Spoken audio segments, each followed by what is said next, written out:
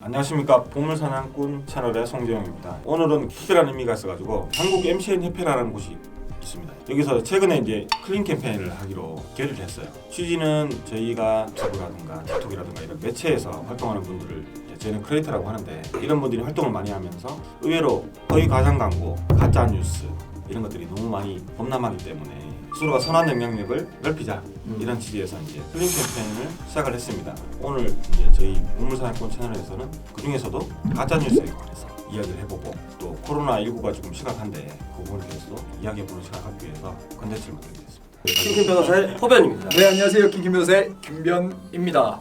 일단 MCN 협회에서 이제 좋은 취지를 가지고 시작을 하셨는데, 그렇다면 우리가 가짜 뉴스가 뭔지를 먼저 좀 알고 넘어가야 될 것 같아요. 가짜 뉴스가 명확하게 어떤 걸 가짜 뉴스로 볼 수가 있을까요? 2017년도에 한국 언론 학회가 있어요. 대한민국의 주요 대학교의 교수님들이 모여서 정의한 게 가짜 뉴스를 조금 축소해서 정의하자. 그러니까 모든 거짓말을 다 가짜 뉴스라고 하기 시작하면 이게 답이 안 나오기 때문에 정의한 게 뭐냐면, 정치 경제적 이익을 위해서 의도적으로 언론 보도 형식을 띠고 유포된 거짓 정보, 킹킴 이런 얘기해, 이런 식으로 인용 표시를 따가지고 기사를 내면 그게 이제 전형적인 가짜 뉴스가 될 수 있다. 근데 그 가짜 뉴스를 판별하는 중요한 기준이 정치 경제적 이익을 목적으로 숨기고 언론 보도 형식을 띠고. 그러면은 일반 뉴스, 인터넷 뉴스를 포함한 뉴스의 형태를 띠지 않고, 만약에 저희 채널에서 어떤 코로나 관련법에 대한 얘기를 했는데 그걸 왜곡해서 본인의 블로그에 올려서 포스팅을 한다던가, 이런 것도 가짜 뉴스의 일환으로 볼 수 있다는 거예요.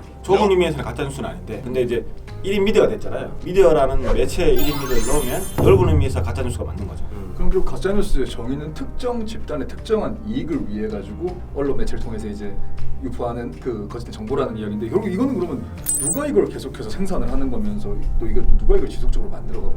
이거는 인간의 본성에서 비롯됐다는 이제 학설이 있는데, 왜 만들어지냐는 인간의 본성이 정치나 경제적 이익을 달성하기 위해서 우리가 활동을 하기 때문에, 그리고 욕심 채우기 위해 거기서 이제 가짜 뉴스가 이제 발원한다. 그러면은 언론 매체에서 이야기하는 것이 진짜인지 가짜인지를 판별할 수 있는 게 굉장히 중요한 그 사람의 능력이다라고 이야기 들은 적이 있는데, 어떻게 하면 구분을 할 수가 있을까요? 가짜 뉴스인지 진짜 뉴스인지.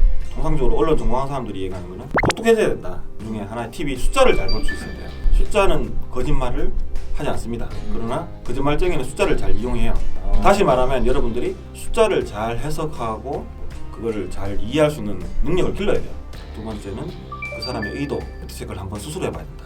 기사가 나왔을 때 그 기사 인용구가 누군가, 예를 들면 어떤 관계자에 의하면 이런 얘기 많이 나오잖아요. 그렇죠. 그런 거는 되게 추상적인 거예요. 관계자가 누구를 의미할까를 한번 생각해 보면 되는데, 정치 경제적 이익을 가졌는 사람이 말할 확률이 있다. 그래서 이런 걸 처벌은 어떻게 받는지. 가짜 뉴스를 유포하거나 생산해서 유포하는 분들 같은 경우는 그 경우에 따라가 좀 허위사실 적시 명예훼손으로 처벌이 될 수도 있는 부분이고, 또 어떤 사람의 정당한 업무를 방해했다고 하면 업무 방해죄를 또 구성을 할 수 있는 부분이라는 것을 변호사 입장에서 말씀드려봅니다.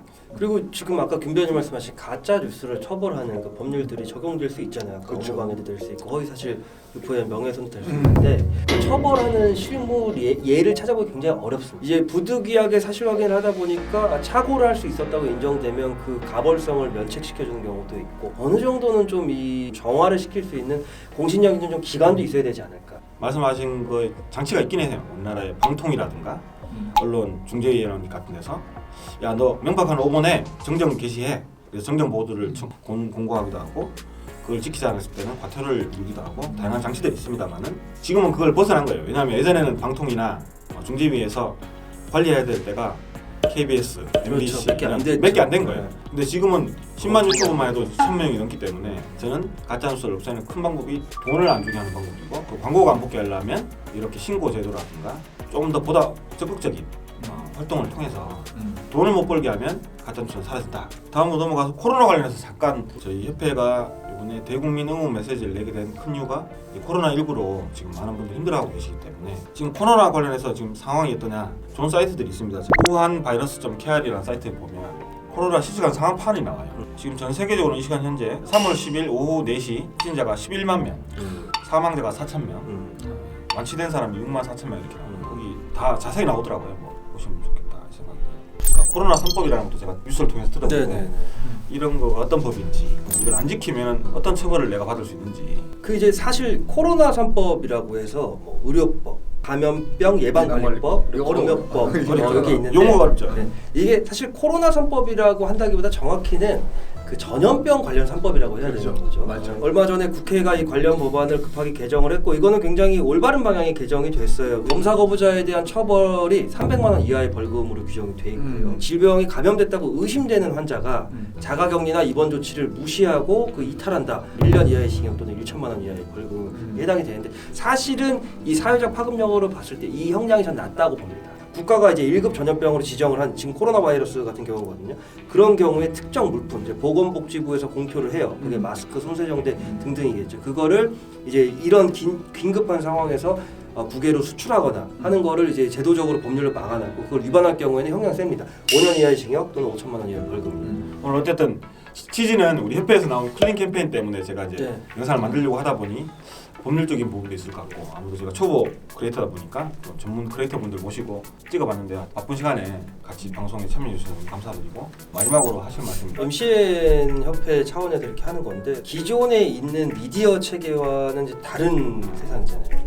이 파급력과 흘러나오는 지금 정보량이 엄청나요. 의미 있고 이렇게 좀 객관적이고 좀 정확한 정보를 전달해드릴 수 있는 그런 이제 코너에 저희가 참석할 수 있어서 정말 뜻깊고 감사드리고 이 위기를 꼭 극복해 나가서 우리가 꽃피는 봄이 오고 그때쯤엔 정말 코로나가 잘 지나갔다라는 이제 마음을 가질 날이 얼마 남지 않았다고 믿거든요. 그러니까 그때까지 국민 여러분들 그리고 저희도 그렇고 각자의 자리에서 최선을 다해서 이 위기 꼭 함께 극복해 나가면 좋겠습니다. 정말 이 국가적 위기 상황을 모두가 조금씩 양보해가면서 이걸 계기로 나의 이익을 취하려 하지 말고 정말 아픈 사람들을 돌아보면서 우리가 이걸 잘 극복해 나가게 된다면 어떤 국가적 재난이 와도 우리는 누구보다 슬기롭게 극복해 나갈 수 있는 대한민국 국민이 될 수 있을 거라고 두 손 모아서 함께 응원하면서 기도하도록 하겠습니다. 대한민국 화이팅!